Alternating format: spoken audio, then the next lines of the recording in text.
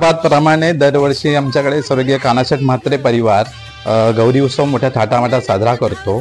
तर ही आमची चौथी पिढी आहे आणि पिढ्यानपिढ्या हे चालूच आहे। लेकी सुना आणि सर्व मुलं बालं ह्याच मोठ्या प्रमाणात सहभाग घेतात आणि हा प्रोग्राम आम्ही मोठ्या थाटात साजरा करतोय। आणि ही जी गौरी आहे आमची ही तेरड्यापासून बनवलेली आहे। ही कोणत्याही POP वगैरे नसताना आणि नैसर्गिक पद्धतीने सगळ्या विधी आम्ही पार पाडत असतो आणि सगळं हौसे मोजेत आमचं कुटुंब एकत्र येतं आणि हे आम्ही मोठ्या आनंदाने साजरा करतो। सर्वांना गौरी गणपतीचा उत्सव आनंदात सुखात आणि समृद्धीत जावो आणि आमच्या पिढीही हा उत्सव तेवढ्याच थाटामाटात आणि एकदम मनापासून साजरा करावा ही विनंती आणि सर्वांना हार्दिक शुभेच्छा।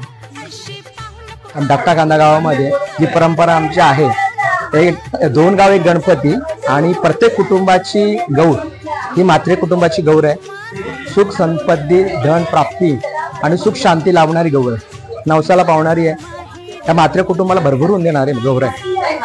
अनेक संकट येऊन गेली, या संकटांना मात करण्याची ताकद तिने आम्हाला दिलेली आणि दरवर्षीचा योग्य रीतीने तिच्या रूढी परंपरा ज्या आहेत त्या आम्ही पाळत या गौरीचा सण साजरा करतो।